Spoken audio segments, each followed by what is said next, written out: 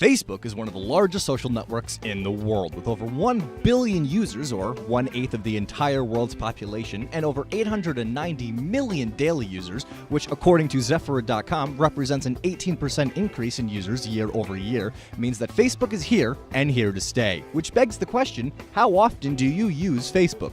Once a week. Which every day. Every day. Every day.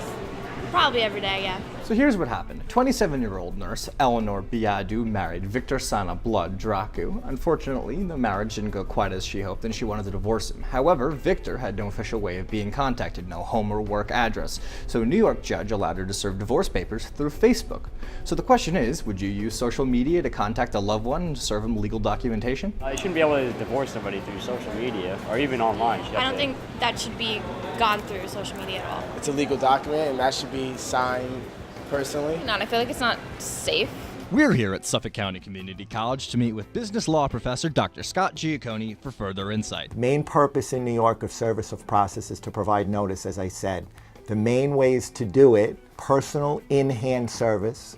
The second method is what they call substituted service, when you would find a family member of suitable age and discretion who could give that person the summons or the notice that they're being served with. The third way is to nail, mail, and file, which you would nail the summons to the door and follow it up with a certified mail. And the fourth way is publication, which requires a court order after due and diligent efforts to find this person fail. It looks like they've tried all of those things and they couldn't even get an order of publication because he was nowhere to be found. In this modern age, when everyone has a cell phone and everyone is connected to the internet, services like the US Post Office may seem a bit antiquated.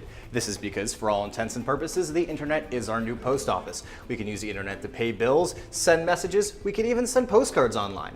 So, it would only seem logical that we could also use the internet to send legal documents. And, since Facebook is an online service, it would only make sense that we can use Facebook to send legal documents. However, Facebook, unlike the US Post Office, does not require any form of legal ID. Meaning, how do you know that the person sending you something is really who you think it is? You really wouldn't know if the source was a legitimate one to receive the documents from. It draws questions to if it's actually credible, who did it come from, who sent it, you can't tell who's behind it. You wouldn't send an email to a colleague through Facebook, you'd send them through an email at your own email. And social media is intended to be completely public, and those are private documents. This man's one mistake was that he went under the radar, but he maintained a presence on Facebook.